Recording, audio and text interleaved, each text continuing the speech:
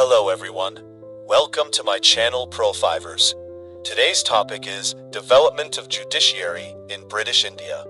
How did India's modern judicial system come into existence? The answer lies deep within the era of British rule, when the East India Company gradually transformed from a trading corporation into a colonial power. As British control expanded across the Indian subcontinent, the need for a structured and uniform system of justice became increasingly important. From the establishment of the Mayor's Courts in 1726 to the creation of the Supreme Court at Calcutta, the High Courts, and eventually the Federal Court of India, each reform marked a significant step in the evolution of the Indian judiciary. While these institutions were designed to strengthen British administration, they also laid the legal foundations of the judicial system that independent India would later inherit and reform. In this video, we will trace the fascinating journey of the judiciary in British India, explore the major judicial reforms, understand the landmark laws that shaped the legal system, and examine their lasting impact on the administration of justice in modern India. So, let's begin our journey into the history of the development of judiciary in British India. The Indian judicial system, one of the largest and most respected in the world today, did not emerge overnight. Its foundations were laid during British rule, when the East India Company gradually transformed from a trading organization into a governing power. As the British expanded their control, they realized that maintaining law and order required a structured and uniform judicial system. The evolution of the judiciary in British India was marked by a series of reforms, regulations, and legislative acts. While many of these changes were introduced to strengthen British administration, they also left a lasting impact on India's legal framework. In this documentary, we will explore how the judiciary developed in British India, the major courts that were established, and how these institutions eventually shaped the modern Indian legal system. Before the arrival of the British, India had diverse systems of justice.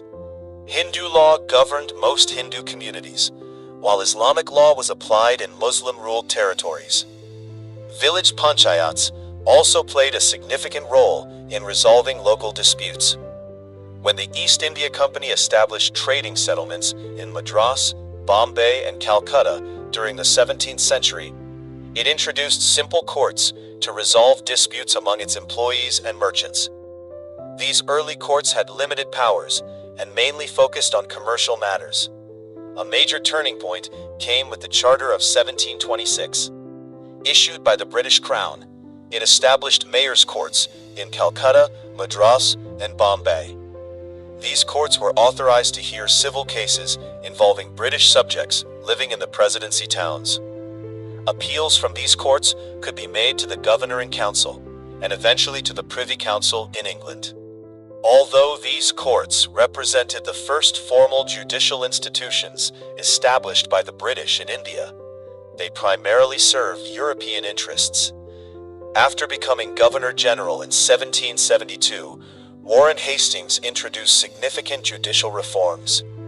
He established district Diwani Adalats to deal with civil disputes such as property, contracts, and inheritance. District Faujdari Adalats were created to handle criminal cases. Indian judges and legal experts continued to apply Hindu law for Hindus and Islamic law for Muslims in matters of personal law, while British officials supervised the administration. These reforms marked the beginning of a more organized judicial system under British rule.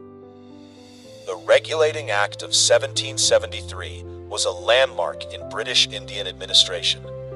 Under this act, the Supreme Court of Judicature at Fort William in Calcutta was established in 1774.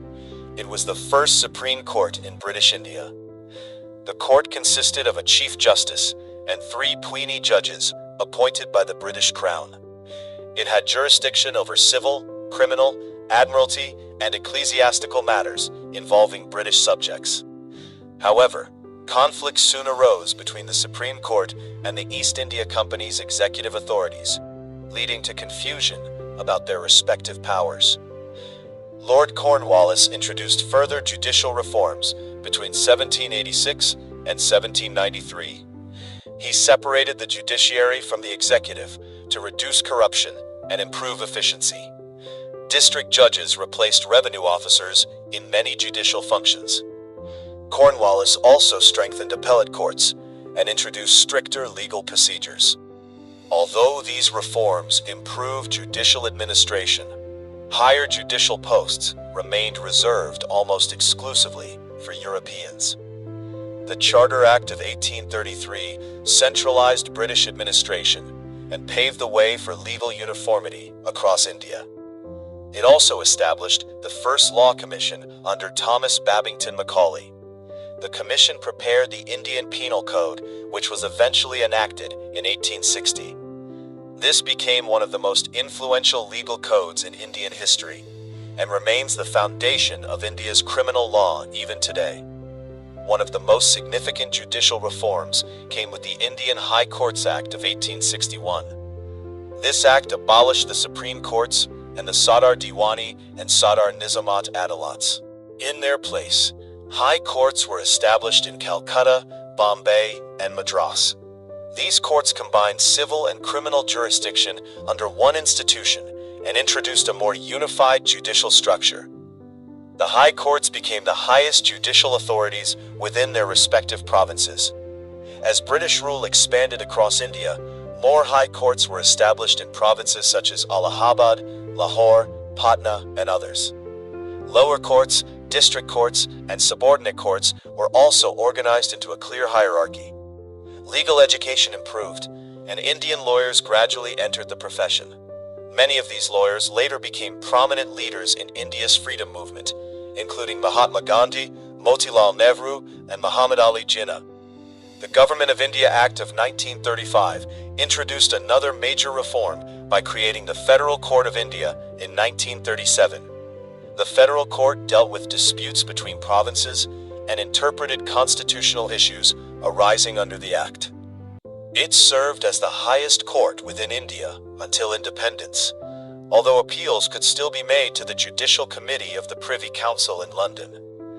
The British developed India's judicial system primarily to strengthen colonial administration and maintain control over the country. Yet many institutions they created survived long after independence. The hierarchical court system, codified laws, legal procedures, and the concept of an independent judiciary became important foundations of modern India. After independence in 1947, India retained many of these legal institutions, while reshaping them according to democratic values and the constitution adopted in 1950. The Supreme Court of India replaced the Federal Court and became the guardian of the Constitution and the protector of citizens' fundamental rights. The journey of the judiciary in British India is therefore a story of colonial governance, legal reform, and institutional evolution.